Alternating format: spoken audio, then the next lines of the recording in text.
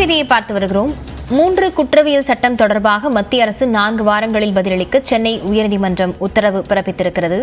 தொடர்பான விவரங்களுடன் செய்தியாளர் மதன் இணைந்திருக்கிறார். மதன், வழக்கின் பின்னணி என்ன உத்தரவு பிறப்பிக்கப்பட்டிருக்கிறது? விவரங்களை பதிவு செய்யலாம்.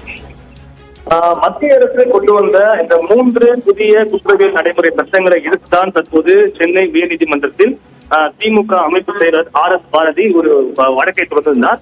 அந்த மனுவை பார்க்கும்போது, அதாவது நாடாளுமன்றத்திற்குள் கண்ணீர் புகை குண்டு வீசிய சம்பவத்தை கண்டித்ததால் 2 சபையிலும் இருந்து கடந்த முக்கியமாக 150 எம்பிக்கள் சஸ்பெண்ட் செய்யப்பட்டுள்ளார்கள். எனவே எந்த ஒரு விவாதமும் இல்லாமல் இந்த சட்டங்களை அவசர கதியில் நிறைவேற்றப்பட்டதாக தெரிவித்தார். அது மட்டுமில்லாமல் மாநில அரசுகளுடைய ஆலோசனை பெறாமல் சில பிரிவுகளை மாற்றம் செய்தும் சட்டங்களை சமஸ்கிருதமாக்கியுள்ளதாகவும் இது பல தரப்பினருக்கு குழப்பத்தை ஏற்படுத்தும் என்றும் தெரிவித்திருந்தார். இந்த சட்டங்களை பார்க்கும்போது அரசு கொள்கைக்கு எதிர்ப்பு தெரிவிப்பதை குற்றமாக்கியுள்ளதாகவும் குற்றங்களுக்கு தண்டனை அதிகரித்துள்ளதாகவும் தெரிவித்துள்ளார்.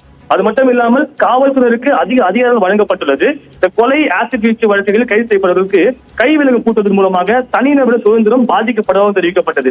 இந்த வழக்கு தான் இன்று சென்னை உயர்நீதிமன்றத்தில் விசாரணைக்கு வந்தபோது இது தொடர்பாக பதிலளிக்க மத்திய தரப்பில் கால அவகாசம் கோரப்பட்டது. இந்த வழக்கை விசாரித்த நீதிபதிகள் கூட இது போன்று எதற்காக அவசர கதியில் இந்த வழக்கு கொண்டு வரப்பட்டது, இந்த சட்டங்கள் மூலமாக குழப்பம் ஏற்படுத்தும் என்ற ஒரு கருத்தையும் தெரிவித்தார்கள். அது மட்டும் இல்லாமல் இந்த ஒரு மனு தொடர்பாக உரிய பதில் மனு தாக்கல் செய்ய வேண்டும் என்று உத்தரவிட்டு இந்த வழக்கு விசாரணை 4 வாரங்களுக்கு தள்ளி வைக்கப்பட்டுள்ளது. விவரங்களுக்கு நன்றி மதன்.